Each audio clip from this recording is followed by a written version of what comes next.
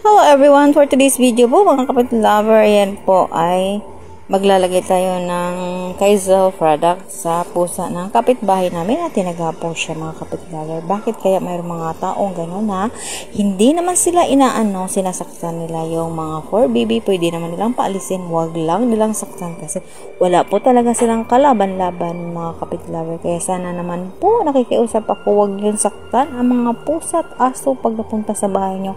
Sawayin nyo lang, paalisin nyo lang, huwag nyo lang saktan kasi may buhay din po yan. Wala po silang kalaban-laban mga kapit lover. Alam nyo mga kapit lover, mas may tayo kaysa kanila.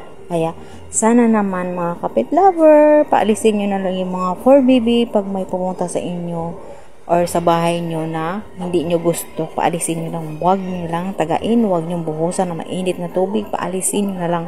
Huwag nyo saktan kasi wala kayong karapat dapat saktan yung mga fur baby. May buhay din yan sila mga kapit lover. Kaya huwag kayong ganun, Diyos ko. Yan po yung pusa na tinaga yung buntot mga kapit lover. Kaya lagyan ko siya ng Kaizel product mga kapit lover. Maganda yan siya mga kapit lovers. Yung Kaizel product. Ayan po siya mga kapit lover. Lalagyan po natin siya mga kapit lover. Kaso lang hindi ko na siya na-videohan. Yung na-explain ko siya mga kapit lover. Kasi wala po talagang maghahawak sa akin ng cellphone mga kapit lover. Ayan po ay pusa ng kapitbahay namin. At ito naman po yung aso na si Belle na sobrang sweet.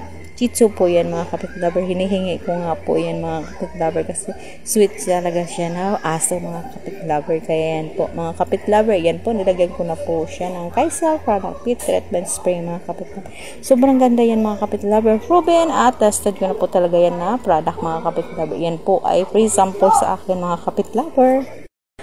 Ay mga kapit lover, ang hirap mag voice over pag maingay sa paligid mo. Kaya yan po mga kapit lover, yan po nilagyan ko na po ng Kaizel product, yung si baby cat mga kapit lover. Hindi po talaga siya makatayo mga kapit lover. Binuhat ko na nga po yan siya para iurong, para ma-sprayhan ko lahat yung buntot na tinaga.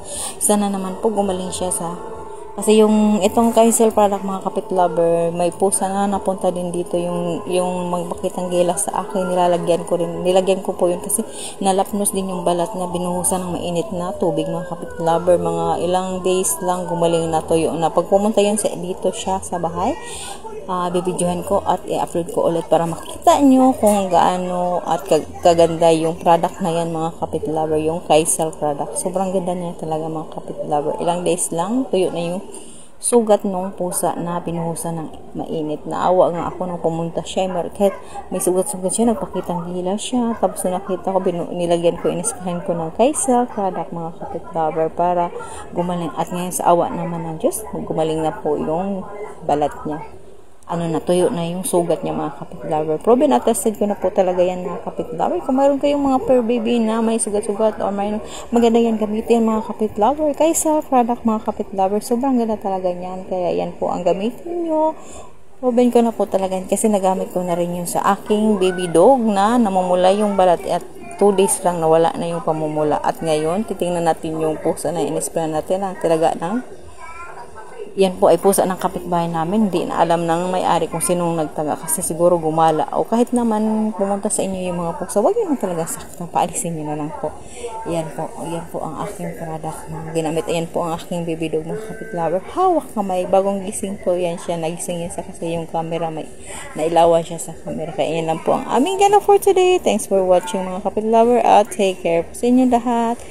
God bless. Bye bye.